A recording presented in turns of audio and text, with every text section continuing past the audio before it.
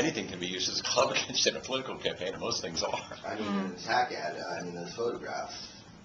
That's fine. It's fair game. If people want to do it, they can try. You know, I'll fight back and tell the truth.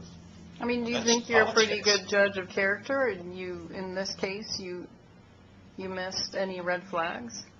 I don't think there are any red flags necessarily, but I'm no better a judge of character than Dan Marino or Alex Sink or any of these other people, right? Is that fair? I mean, that's fair.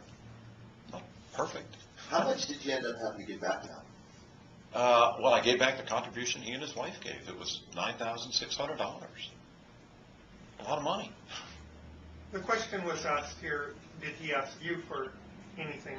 Did you ever ask him for anything? For example, Sheriff Lamberti received a lot of support out of from Scott during his election campaign. Did you ask, after you appointed Sheriff Lamberti, did you ask Scott to help him in his election? Or Not that I recall. I may have. I mean, that wouldn't be out of the ordinary, but I don't know that I did. Has the FBI talked to you about any questions about Scott Rothstein and your relationship or campaign finance, any of that? No.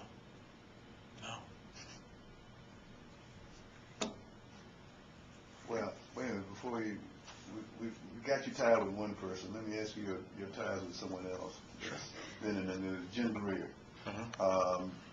You know, it seems like there's a move to get rid of him as the Republican Party chair, and you guys, you know, have been political allies for a while. Yes, sir. What's your take on all that? I mean, has he done a bad job? Has he mismanaged money?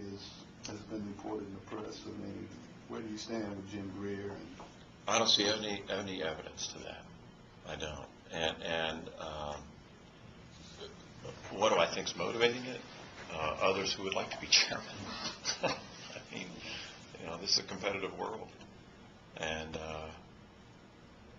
I think that's what motivates it. I really do. I think it's that simple, and I think he's done a good job.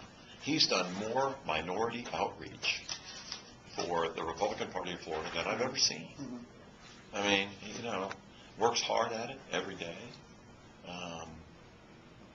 No, I think he's done a very good job. I want to ask you about the Public Service Commission.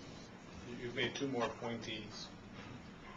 We've had in the last decade, you know, almost a revolving door up there, one person after another, and we end up at the same place, some kind of an ethics issue or some issue that questions the impartiality of the commission. At what point should we not focus so much on the faces, but more just on the mechanics?